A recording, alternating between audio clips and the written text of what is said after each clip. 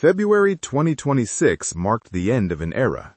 With the New START Treaty officially expired, the two largest nuclear powers on Earth are now unconstrained for the first time in decades.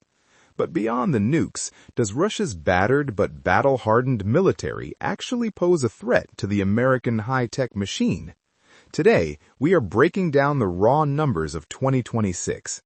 To understand where these two giants stand, we have to look at the fuel that powers the machine: money. The gap here is astronomical, yet deceptive. For 2026, the United States has passed a record-breaking $997 billion defense budget. This nearly trillion-dollar price tag isn't just about maintaining what exists. It's a massive bet on the future, specifically in R&D, artificial intelligence, and next-gen platforms. On the other side of the fence, Russia is operating on what economists call a total war economy. They are spending roughly 7.1% of their entire GDP on defense. Depending on how you classify their spending, that is anywhere from $186 billion to $290 billion.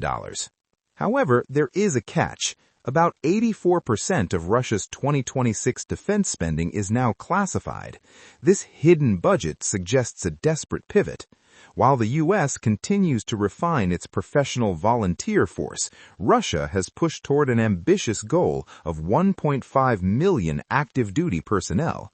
But as we have seen in the 2026 hybrid escalation, Russia's economic strain is forcing them to get creative.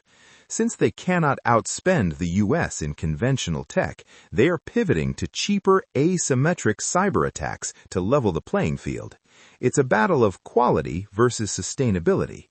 When we look up at the skies, the disparity becomes even glaring. The United States maintains a fleet of over 13,000 aircraft, and 2026 marks the year where sixth-generation loyal wingman drones are being fully integrated into carrier wings and Air Force squadrons. Russia, by contrast, manages around 4,200 aircraft. But numbers don't tell the whole story. Reports throughout early 2026 indicate that Russia has been forced to cannibalize civilian jets just to keep their advanced Su-57s in the air, due to the long-term bite of international sanctions. The F-35 remains the gold standard of global production, while the Su-57 faces a massive production bottleneck. Russia does hold one ace in the hole, though: electronic warfare. Even in 2026, Russian EW units remain some of the most capable in the world, frequently proving they can blind or spoof NATO-grade sensors. They might not have the best planes, but they are world-class at making sure yours can't see where it's going. Moving to the ground, the narrative shifts. This is where Russia still claims a top-tier spot, despite years of heavy losses.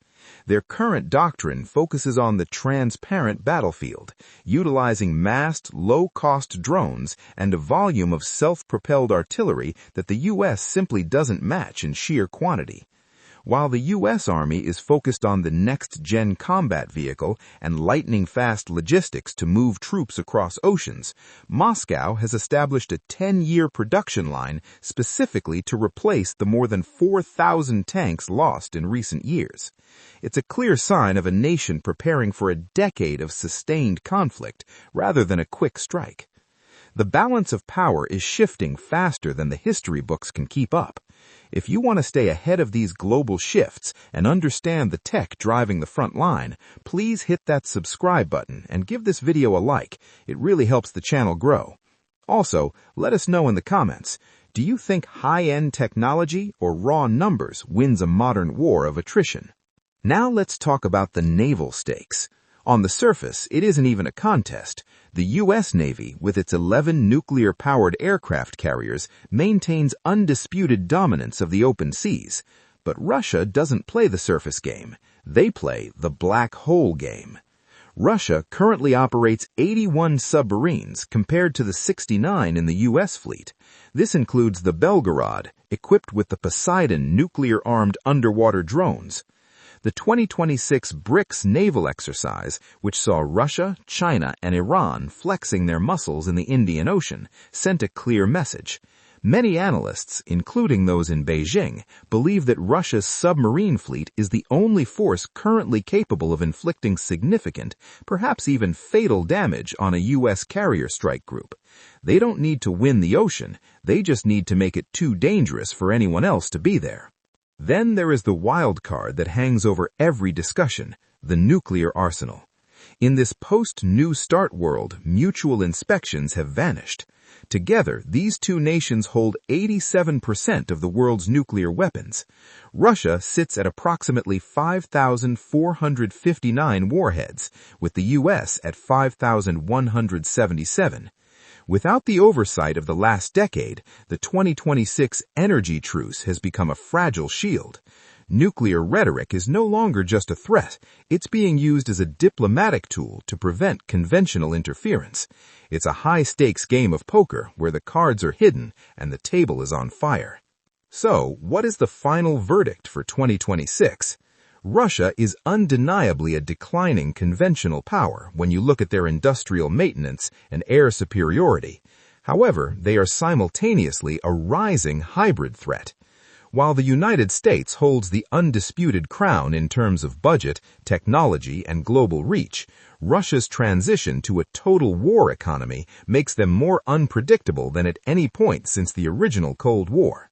The gap is widening in technology, but it's closing in terms of sheer national will and the willingness to endure a long-term struggle. The world is changed, and the old rules no longer apply.